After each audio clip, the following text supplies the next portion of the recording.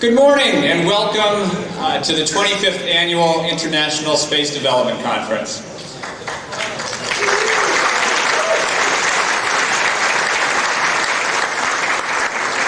My name is George Whitesides. I'm the Executive Director of the National Space Society, and it is a tremendous pleasure to welcome you all to Los Angeles for this historic event.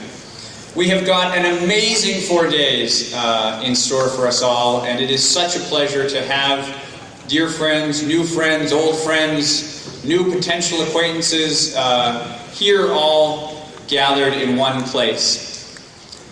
I want to say just a few short words, and we're going to get this opening ceremonies begun. I first want to recognize our hosts, the Planetary Society, for their partnership in organizing this magnificent event. I would also like to recognize the many affiliate organizations who will bring and have brought so much to the 25th anniversary ISDC. Finally, I want to recognize all of our sponsors, many of whom are exhibiting and showing their wares, but in particular I want to recognize our dear space agency, NASA, for their presenting sponsorship of ISDC.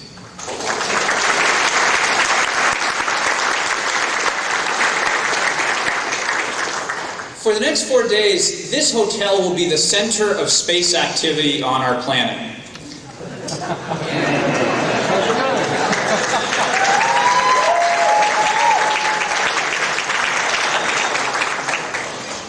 If we are, as a species, to change the path of how humanity explores and settles space, these are the people in this room who will do it. You are the people who will do it. We have gathered leaders from all sectors of space, from commercial space and scientific exploration, from the new entrepreneurs to big aerospace, to government and civil exploration. Virtually every manner of our community is represented here at ISDC. And it's an inspiring and opportune gathering. This is the chance for you to re-energize yourselves. It's a chance for us all to re-engage with people, to get in touch with our passion, to think of new ideas, to meet new business partners, to reinvigorate our love of space. Space is undergoing a tremendous transition now. Private companies are showing that they can build real vehicles. Private organizations are building their own space exploration. And of course, NASA and other agencies are reorienting their mission towards the Moon and Mars. Our sincerest hope is that this conference re-energizes you, and that at the end of these 4 days, you feel as you did when you first came in contact with your love of space and knew that this was the thing that you wanted to spend your life on. So it's a great pleasure to have you all here, and we have a tremendous opening ceremony before we move on into the Space Venturing Forum, which will begin at 10 a.m.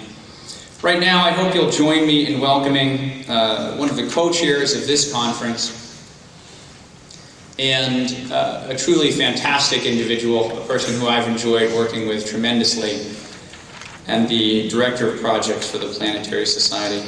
Please join me in welcoming Dr. Bruce Betts.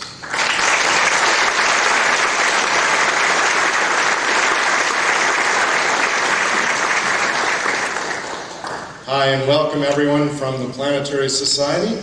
And thank you very much, George. We are here at the traditional NSS ISDC conference. And this is their 25th anniversary, and I think they deserve a round of applause for that.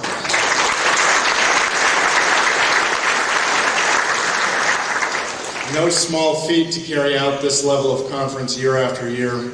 And we were quite honored to be asked to co-host this year's conference here, relatively speaking, in our backyard, being based in Pasadena. So for those of you from out of town, welcome to Southern California.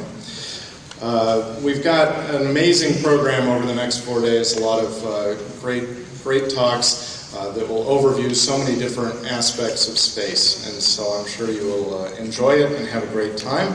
I also want to thank our presenting sponsor, NASA, and also all of the other sponsors, affiliates, and also all the staff and volunteers who have spent so long in bringing this to fruition. This is a time of great times and a bit of a time of peril in the business of space exploration. You're going to be hearing about over the next few days the amazing accomplishments in all the transition areas that George talked about. You'll be hearing in a few minutes, as well as over the next few days, about the amazing robotic spacecraft activities that are taking place throughout the solar system.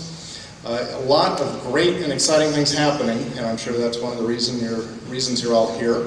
It's also a time where some of the aspects, the science aspects of the NASA program are looking kind of rough in terms of the budget for this coming year.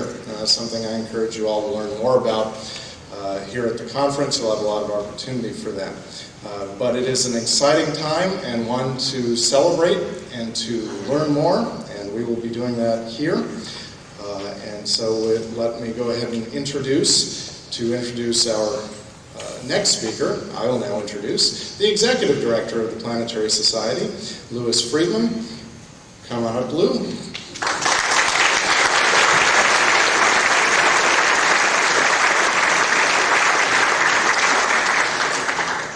Lou will be introducing our next speaker, and then following that, giving you a whet your appetite, a little tease about solar sailing, and then we'll have more from him on Sunday in more detail on that. So, Lou Friedman. Thanks, Bruce, and thanks, George. Let me add my welcome to everyone. It's a pleasure to see so many friends here and colleagues, and those who aren't already friends and colleagues, I hope over the next 4 days that you will become so. Is there any other category? I also want to mention that for the press here, to pick up on Bruce Betts' last point, for the press here, we will be having a press conference on this Save Our Science issue at 11 o'clock in the press room. So please make note of that. That's today. It's with great pleasure that I introduce the first keynote speaker for this conference. It's very appropriate with our theme being exploring other worlds that Charles Elachi, the director of JPL, be the presenter. Charles has a wonderful biography on the web. You can all do a Google search and read all about him. I'm not going to try and cover that. Let's just say that he has extensively been around this planet and more recently around many other planets in the solar system. He is educated in both France and the United States, and is on the faculty at Caltech after receiving degrees there, as well as being director of JPL. I've known Charles actually since the day he started at JPL. And he and I, our first thing, we took our radar course together at UCLA. He passed and went on to become one of the world's experts on radar imaging of planets, and has done that now at several planets in the solar system, and including, of course, very significantly on Earth, and been contributing to great discoveries. So as both a scientist and as a director of JPL, to leading robotic exploration of the solar system, I'm very pleased to welcome Charles Elachi.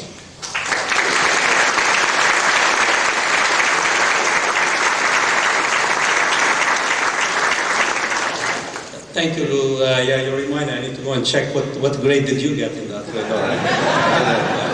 No, I mean, Lou is correct. My first job at JPL, actually, I was working on a team that Lou was heading, which led to the Magellan mission. Let's see what happened here. Did I push on? Oh, okay, you have it there. The topic of today's, or the next 3 days conference is exploring new worlds.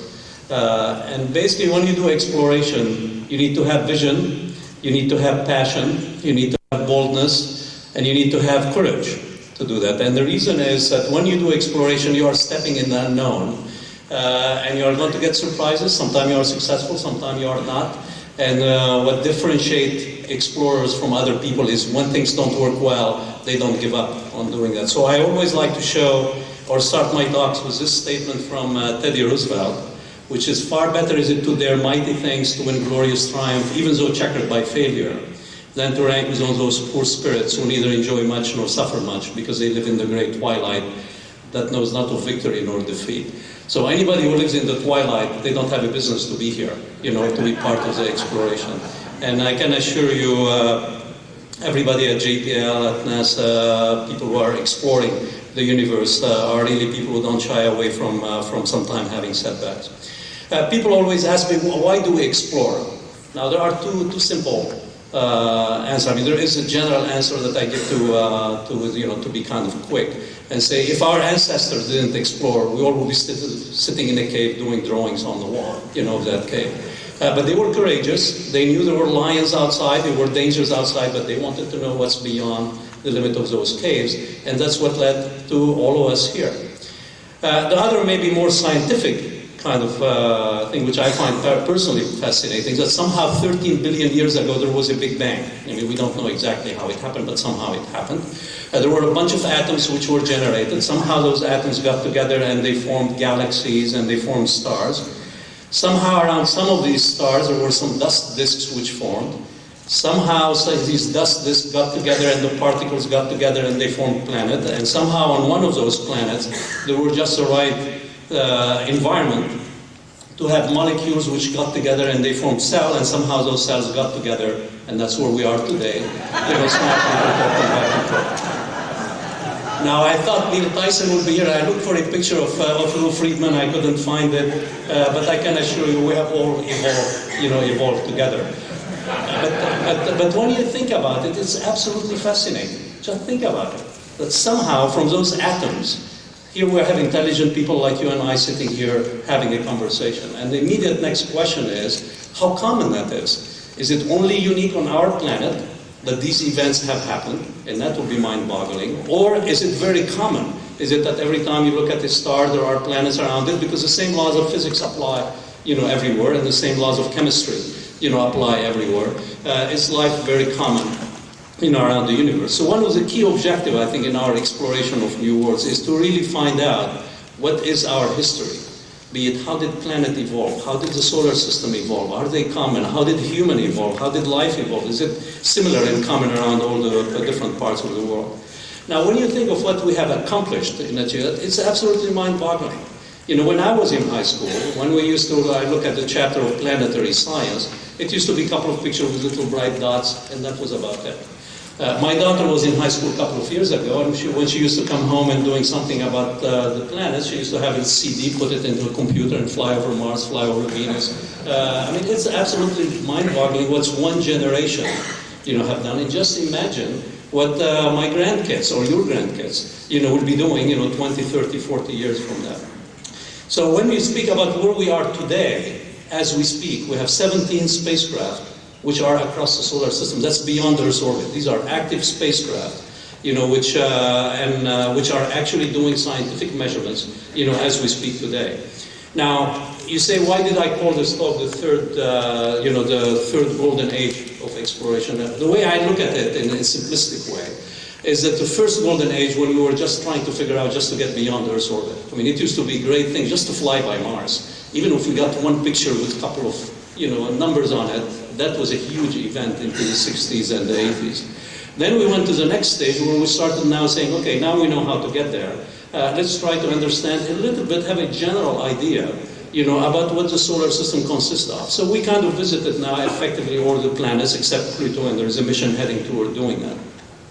What I call the third age where we are now is having presence. That we have presence in the solar system. And this is one first step, what you see on this chart, that when we have 17 spacecraft across the solar system, doing scientific investigations, that's the first step into having presence. So that's becoming like our backyard. We're familiar with it, but still we're at the early stage, of exploring it.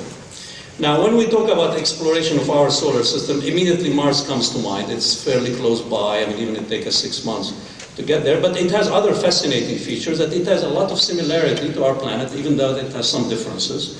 As you can see here, I'm sure you are all familiar with Mars, but just in case you are not, it's about 1/4 the size of Earth. But if you take away the oceans, on Earth, its land mass on Earth and the land mass on Mars is about the same. So it's a pretty big place, to explore.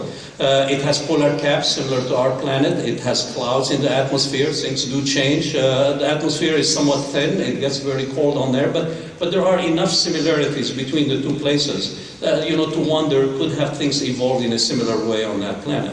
And I always like to give this test, is to say, can you guess which one is Mars and which one is Earth? So I assure you, one of them is Mars and one of them is Earth. I have looked at this so often that I don't even know myself which one is, which one is which. But the point is that you see a lot of similarities. I mean, geologic phenomena are occurring in the same way, on both planets. These are two pictures taken from the surface of Mars, and one taken in Chile on the surface. Again, in this case, I think I know which one is Mars, but if I show it to somebody who is not familiar with the Mars rover, they will have no idea which one is which. Then you start seeing a little bit of difference. Here you have the Grand Canyon on Mars, which is even larger than the Grand Canyon on Earth, but we don't see vegetation, at least not so far, on Mars. And you have volcanic activity, similar to what happens on Earth. Also on your left-hand side is Mount Olympus. I could have told you this is a caldera in Hawaii, and you would have believed me unless you kind of have been there. But it looks very similar. It looks very similar to the volcanic activity on Mars, and it's even larger. So clearly there was volcanic activity which have occurred on that planet. And what we see when we see features like this is clearly there have been some kind of fluid which have been flowing on Mars. Now, one of the key objectives, and I'm jumping to the answer here, that we found from the Mars rover is that actually we believe that water did exist, on Mars for a long period of time in the past, a long time ago. And the key questions is, have life evolved if we had water for a long period of time? And we know there is heat. If there was any organic material, could have life, evolved on that planet. So where we are today, I'm not going to go into the detail about the rover. You have seen them, probably in video and movies. Basically, we literally have permanent presence on that planet. Sometimes people don't realize that. We have an orbiter which have been there for almost 10 years.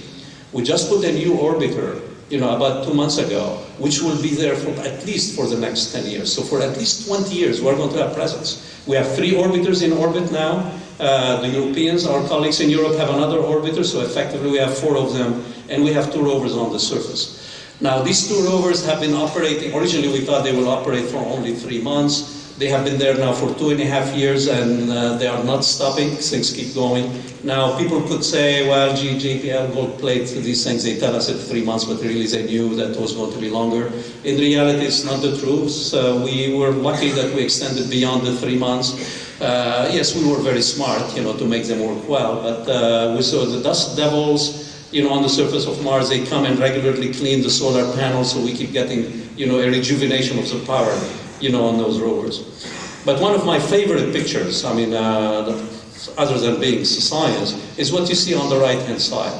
That humanity, our ancestors, for thousands, 10,000s of years, were wondering what's on that bright spot up in the sky, and here our generation has put its footprints, on it. So that's, in my mind, is something mind-boggling, and we can all take pride, about what we have accomplished. So clearly on Mars we have permanent presence. Now, what one way of looking at it, I like to show this picture. It's a little bit cheating here, but that's okay. You'll forgive me. We don't have any green man or green woman taking picture of our rover on the surface of Mars, but this is a real panorama, and we placed the rover in the middle of it, just to give you a feel what it looks like if you were present at that location.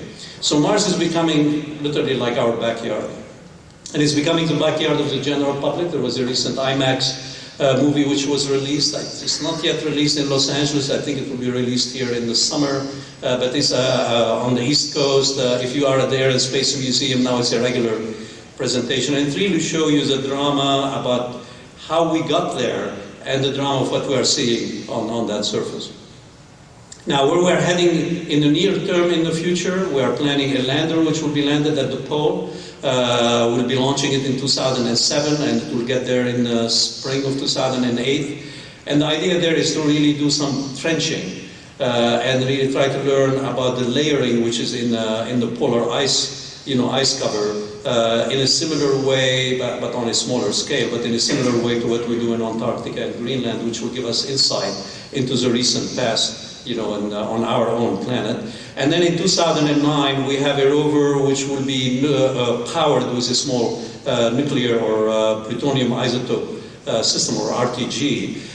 What's the difference is this would be a robotic chemist in comparison to the two rovers we have there, which are robotic geologists. I mean, from the geology, we have been able to infer that water did exist in a number of locations on Mars. The next step we want to do is to understand the detailed chemistry of the rocks and see how much carbon, are there chains of carbons which are in there. And basically we'll be capturing small rocks and pulverize them and put them into a device where we do the detailed analysis in situ, detailed analysis similar to what geologists and chemists do in their lab. This rover will have the capability of going over tens of miles because of nuclear power. We will design it to have a lifetime of 2 years. Which means most likely it will survive for much longer than that. One challenge I'm telling the people at JPL are working on the rover, it would be really great if we can have the two rovers survive all the way until we get that other rover on the surface. So I can really tell you we have presence on the surface, continuous presence on the surface. That's not impossible. It's not likely, but it's not impossible. So anyway, so that's what we're doing now for the near term. In the longer term, NASA and the science community just developed the next step, and that's for 2011, 13, and 16. For 2011, where there is an announcement that should have just come out yesterday or before yesterday for Scout mission. That means these are missions that anybody can propose, and then there will be a process of competition and selection. And people are talking anywhere from flying balloons to flying, airplanes to doing sample return from the atmosphere. I mean, it's limited by the budget. It's never limited by imagination, but it's limited by the budget. So that will be the 2011 mission. 2013 will be another orbiter which will focus on the atmosphere, so we can understand the dynamic of the atmosphere and the upper atmosphere. And also it will have a highly capable relay, telecommunication, so we can have the capability, a higher capacity capability to relay from the surface. Leading to 2016, and the debate now is going either to have a biology rover or to have two rovers similar to the MER or to Spirit and Opportunity, but with different payload. Now, the reason there is still a little debate, we are waiting until we see what results we got from the Mars Science Lab, and to see if there is an obvious place where biology could have evolved, and you go toward the biological lab. If it's not that obvious and you want to look at more diversity of places, then you will send two smaller rovers, which will give us a little bit of diversity. And then beyond that, probably in a few years there will be discussion about what happens beyond that, and ideas range from sample return to putting networks on the surface and so on. So that's kind of in a general, term, what's the roadmap for the Mars exploration. Now, another very exciting place is Europa. Reason Europa is exciting is from the Galileo mission, and even before that from Voyager. It's clear that Europa is made of ice, at least on the surface. We see what you see, like this brown color, that there is something beyond ice which is coming from below the surface. We see fracturing and cracks. So the belief is that there might be most likely an ocean below that surface, and that there is some kind of exchange of material between that ocean, and the surface, and that's why you see this brown kind of what seem to be like organic material. Now, Europa is challenging. People say, well, that's a tough place to go to because there is a lot of radiation on the thing, and my answer is always very simple. Well, so what? If it's tough, that's what we are all about. If it was easy, we wouldn't be doing it. Anybody who think...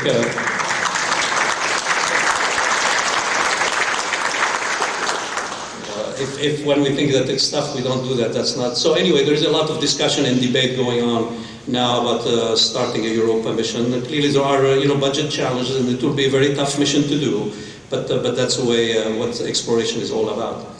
Now, another exciting place also that we are exploring as we speak is the Saturnian system, and particularly interesting, other than the beauty of the rings, and we explore them and we want to understand them because that might be an indication about how the solar system actually formed, with the dust disk which led to the planets. Is Titan. We see it at the bottom right. And it's a object, let me call it, or a satellite, significant size, a little bit bigger than our moon, which have a heavy atmosphere, about the same pressure on the surface of Titan as the pressure here on Earth. It's much colder, but also it's very interesting that it has a lot of methane in the atmosphere. And the belief now, again, to make a long story short, that the equivalent of water on our planet, that when you have water clouds which precipitate and then you have river, on Titan it's hydrocarbon, which are doing the same kind of function. And that's when we had our colleagues from Europe on the Huygens probe when it landed. You look at the picture to your left, and it could look anywhere on the coast of California. You see what looks like drainage channels that look like a river, what looks like an ocean. It turned out not to be an ocean, but it's mostly sandy area. And this is believed that it's formed because of precipitation of hydrocarbon, which generate rivers and generate these kinds of geomorphological patterns. And you look at the right, what we believe what looks like rocks, these are really frozen ice. So in a sense, what's rocks here is ice, on Titan because water is frozen, and what's water here on Titan is hydrocarbon. The reason that's exciting is because people believe that might be a prebiotic environment, that might reflect what Earth looked like when we had organic material, but biology has not started yet. So that was a step I showed you earlier, where you saw some of the molecules which are organic molecules, but you still didn't have the Neil Tyson and Charles Elachi and the Hawaiian shirts yet.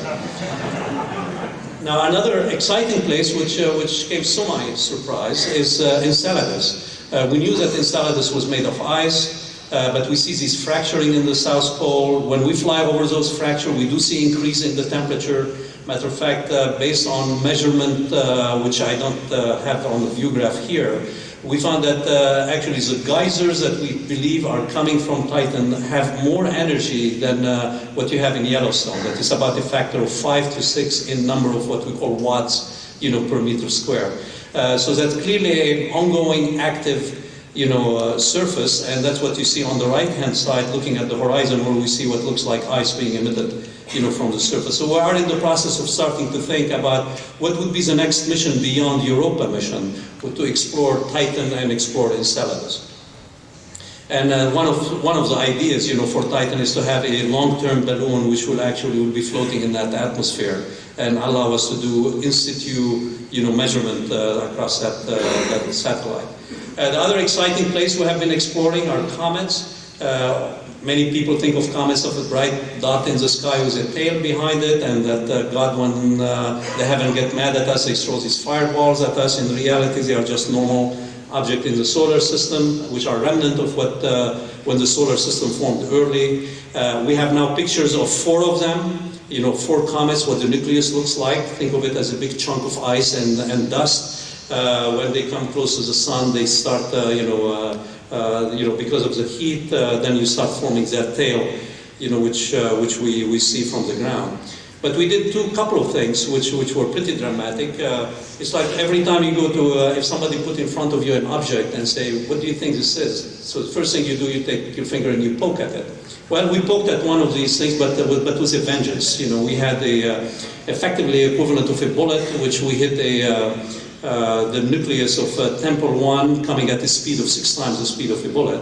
And what we wanted to do is to dig a hole and actually see what's inside and see what's being emitted from the subsurface and understand its composition by both from the mother spacecraft as well as from ground observation. By the way, this was very challenging. People say, gee, it was easy, just you shoot a spacecraft at a comet. That part is easy, except the spacecraft is moving at 6 times the speed of a bullet, the comet moving at 6 times the speed of a bullet. We didn't know what the comet looks like until 24 hours before we intersected with it, so it turned out that it was rotating differently than what we saw. So it was a little bit of a nervous time, but that made it fun. The other part, we had another mission where we flew by a tail of a comet. That was about 2 years ago. Collected samples and brought those samples back, and that's what occurred a few months ago. When the analysis of the sample, we were in the early stage of doing the analysis, one big surprise which came from it is that we find olivine. Now you say, why is that surprising? Because we thought that most of the comets are formed at the outer part of the solar system. Therefore, they are mostly ice. Olivine is material which get formed in very, very hot environment. And so the question is, how could that olivine gotten all the way out to the edge of the solar system when the comets were formed? So that might lead that there was a lot more mixing which occurred in the solar system early in its formation than people have believed. So that's going to keep scientists busy for the next 10 years debating that topic. Now, one thing which I always find fascinating is the imagination of the people who work in celestial mechanics. and I always put a few things that I'm fascinated about, is, when we flew with, with deep impact and we impacted Temple 1, we thought we'd be able to see the crater which get formed. But because there was so much emission, we actually were not able to see the crater. So that was a little bit of a disappointment. We saw a lot of scientific data because we saw the cloud which was ejected, but we didn't take a picture of the crater. Well, when we brought Stardust, which is a different mission, when we dropped the probe into Earth's atmosphere, the mother spacecraft continued flying, and somebody said, gee, if we can fly it by Earth another couple of times, we can put it on a target to go back to Temple 1 and take a picture of that crater which was formed by another mission. And that's what this is about. So people have proposed recently of actually continuing that mission so we can go and revisit Temple 1 and now take a picture of that crater which was formed by the previous mission. And our colleagues in Europe are doing something also very daring, and that's to, there is a mission flying now which will get to Temple CG, you can pronounce it yourself, in 2014, rendezvous with it and also drop, a lander on that comet. Just to give you a little, now that the discovery proposals are in, one idea that came up, some people said, gee, why don't we do a deep impact kind of a mission on the same comet while that lander is on the surface? So we are looking at the possibility of a mission to go and hit that comet and see what happened to that lander if it hops back while the mother spacecraft is watching what's going on. And then our friends at the Applied Physics Lab are sending a spacecraft, to Mercury to revisit Mercury after, 25 years and get in orbit around it and study the detail of that planet, as well to explore the last planet, at least we think the last planet, in the solar system, which is Pluto. And now there is a debate, there might be another one. You see, scientists do that all the time. Every time you think you finished the exploration, say, well, there is another one, so why don't we continue the program? Now, understanding our solar system is very important, but as I said earlier, we are just one little solar system among really zillions of solar systems. So one of the other key goals that we are doing at NASA is to really understand how the star actually form. And this is a beautiful picture taken from the Spitzer telescope, which actually showing those areas where you see where the arrow is pointing, where you see those very bright points. These are areas where actually stars are forming, as we speak. So this is a theme of trying to understand how do actually stars form from interstellar medium. And then when you look at the spectral analysis of these stars, or those clouds, you actually see that there is a lot of organic material in them. In this case, you can see from the spectrum, at 8 micron, we know there is this polycyclic aromatic hydrocarbon that comes from your diesel and your barbecue. I'm not inferring that people are barbecuing around the neighboring solar system, but the key point is that organic material is very common. And again, that will lead to the question, if they are very common, why could have life only evolved, on this planet? And the other thing we're finding common is that actually we do see that there are planets around neighboring stars. We have seen them from the ground by indirect technique, by looking at the wobble, of the star, and now there is at least 150 planets that have been detected. But also we're seeing them a little bit more directly, with the Spitzer telescope by looking at the occultation. That means you see the heat coming from the star and the planet, and when the planet goes behind the star, you see a little dip into the heat emission, because now you don't have the heat coming from the planet itself. And that have been observed on at least one case, and people are searching for a number of other ones. So there is a long-term program which have been laid out. One is the Kepler mission, which will be launched in 2008, being done jointly by Ames and JPL, which to survey a small part of the sky, but look at it for many, many years. And there are thousands of stars, and tens of thousands of stars, and monitor each and every one of them to see if there is a little dip due to occultation by a planet. So that will give us some statistics on the number of planets. Then we have the SIM mission in the 2015 timeframe, which will survey the neighboring 2,000 stars in detail and see the very accurate wobbling of the star down to the effect of an Earth-like planet. So by 2015, we'll be able to tell you how many of our neighborhood actually have Earth-sized planets around them.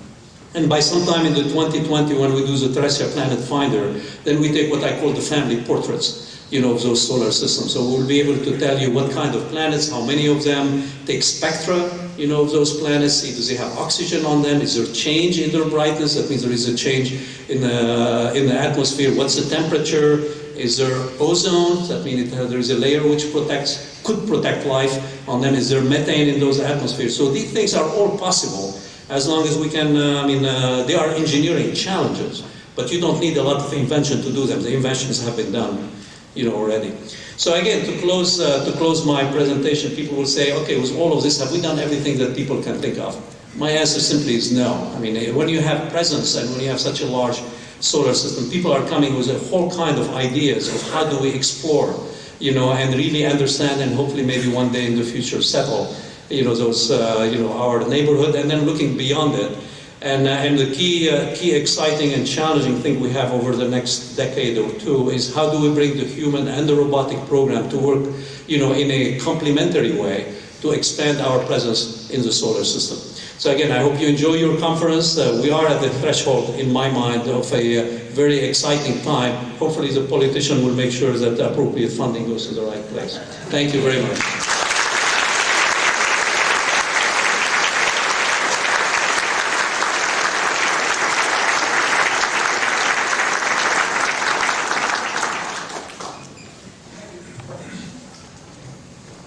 A small spacecraft for me here? We're going to propose our own mission. We have the spacecraft delivery today. Is that it? No, it's not big. Yeah, I like this one better. I think I can take it home. I'm told to go up and reach in and get Thank you. Anyway, thank you very much for that talk. I get the feeling sometimes that we're sitting in a bar in 16th century or 17th century Europe, witnessing all the voyages that have been going around the planet, discovering new worlds and hearing great stories from it. Must have been a rich time then, certainly a rich time now. Thank you very much. This is a presentation to you of something that, thanking you for your talk. And also let me give you a Save Our Science button. Okay.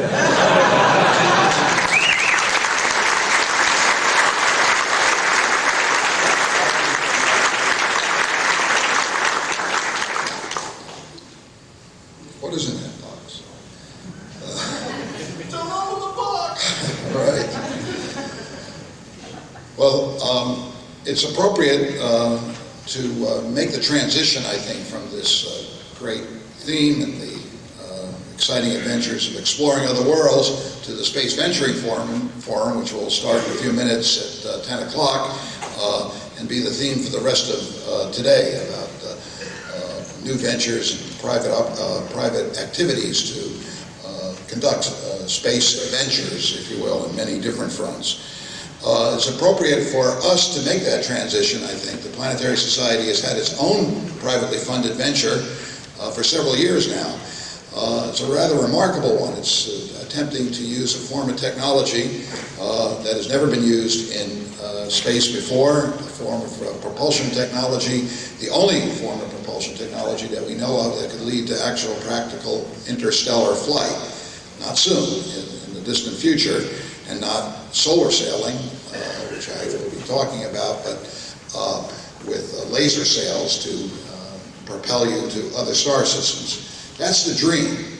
Much more practical aspect of it is to use solar sailing in solar system missions to explore round trips between the planets and perhaps to do station keeping at interesting spots in our own solar system.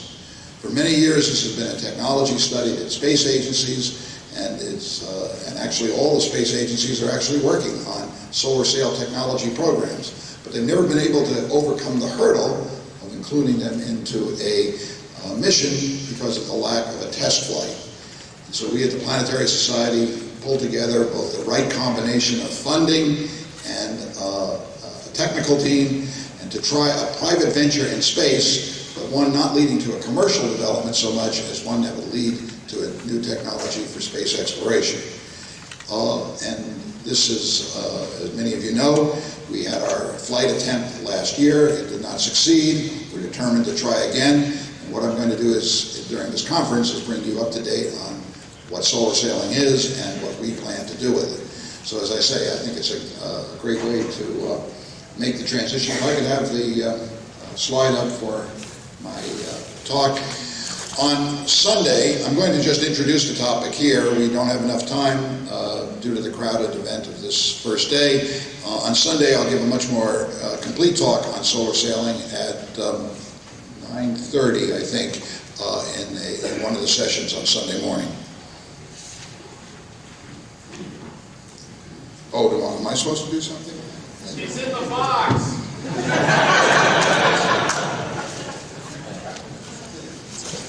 Okay, it's in this computer. It is. I thought it was in your computer.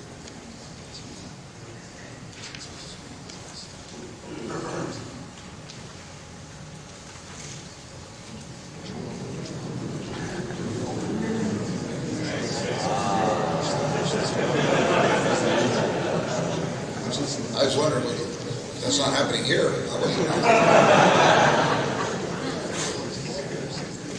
Intro. If you see the word intro, there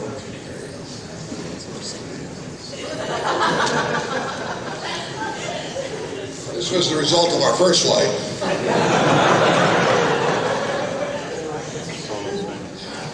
So the idea is to use a technology that doesn't require any fuel. It uses the pure energy of sunlight and to provide a force that can propel us.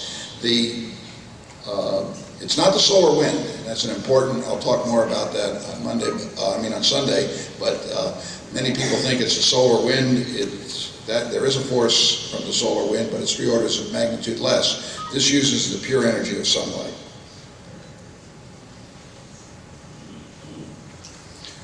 I've already mentioned why we're interested in solar sailing. It's a pathway to the stars. It's interplanetary travel without fuel. The idea of being able to station keep and observe the sun at a particular point.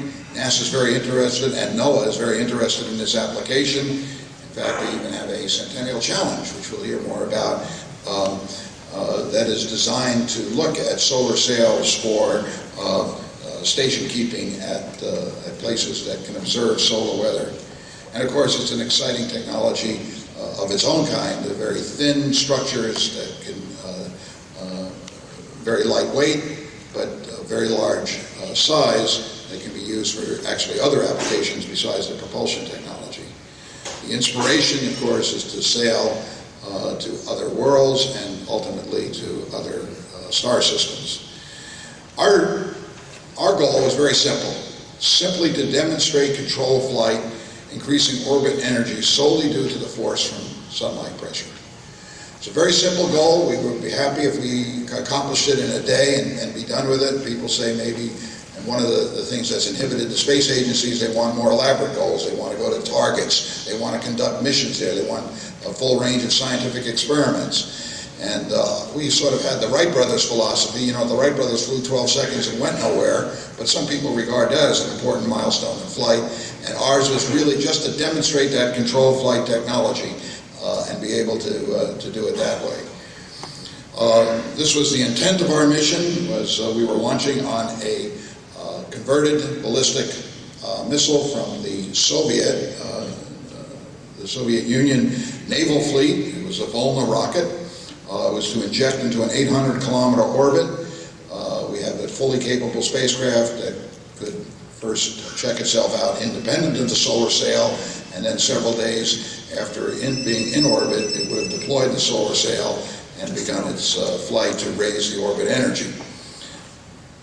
The mission ultimately, the mission was flown last June 21st of last year, and the first stage prematurely shut off.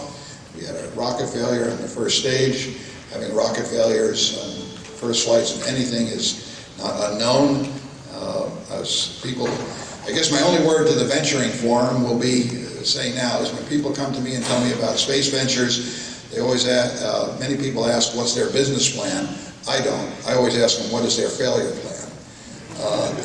Because space is replete with failures, and in fact, even referring to the previous speakers, he's known the joys and the triumphs of great space successes, but he's also gone through the difficult times of having missions that have failed on us. We've all gone through that. We've gone through it now, but the reward at the end, as we're seeing on Mars, and I hope as we see in the new technologies, will be that we will fly this mission again. Our mission, I'm going to skip this and save it for Sunday's talk. It's a little computer animation simulation of our flight. So I mentioned our flight on the Volna failed. We had first thought that we had made, we knew the first engine had shut down prematurely. That was certain. We got that in the telemetry data. It was proven. But there was some ambiguity that signals may have been detected in orbit. We looked at those for several days, did a lot of analysis on possible signals that were from the spacecraft, ultimately determined that indeed it had never made it to orbit, and resolved, I think, all the ambiguities. So we never got a chance to try our spacecraft, which means we still have confidence in it. We did we had an extensive ground test program. The whole mission was simulated in many respects. We think we had a good spacecraft. We're ready to build it again and try again. It was really 3 experiments that we were trying. One was the new technology, but the second was that a group could develop a private citizens group could develop a small international mission, deliver the spacecraft, and actually conduct a space flight. The third experiment, if you will, was that this was something of interest that could raise private funding and be sponsored, and that it would create a lot of public interest in the activity as well. Well, we succeeded to some extent with numbers 2 and 3, and that strongly motivates us to try again with number 1. The sponsorship, we did have the great support of Cosmos Studios, a venture started by the widow of Carl Sagan, which was a media venture, basically to tell the exciting story of this flight. There was incredible media interest, and in fact, I can just personally tell you, I was in Russia, of course, for the launch, and I saw some of this media interest. Of course, I had web access and many reporters calling me, but I was still unprepared for when I came home to the United States several days later after the flight, to find how much and how good the feeling was, how much attention there was to it, and how much credit people had given us for the attempt to try. And I think I felt in a very, very small way the same experience that Dan Golden, the NASA team, and JPL described to me after the Mars 99 missions, when there was such incredible public attention and support for continuing on the venture to Mars after that. They had no choice but to do it again. The MER missions are the result of that wise public decision. And any idea I had about giving up was completely gone at that point, because we had no choice but to try again and see if we can raise the money. Of course, we have to do it with private sponsorship. We don't have that easy job that you have of getting government money. So we have a bigger challenge in front of us, and I guess that's my other message. I actually believe that. Government money is easier than private money, especially for ventures like this. And that's one of the challenges, I think, for all of us in the space community as we talk about private space flight, is to look at that as looking for other means in our society that support these kinds of activities. There is a NASA Centennial Challenge out, and for a prize related to solar sailing. We're studying that very closely. It relates to some of this interest in private ventures, and we're certainly looking at that. Our plan is to build on the spacecraft development, which we actually are rather proud of.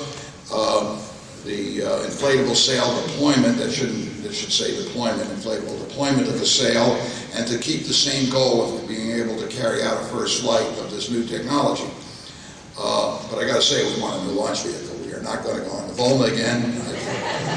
I could regale you with stories as to why, but it's not just the failure.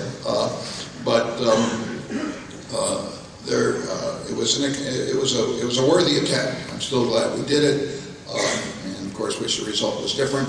And we haven't given up. I mean, the Volna isn't completely a bad name. The European Space Agency is actually using the Volna on similar test flights right now, so I don't think it's over for that vehicle.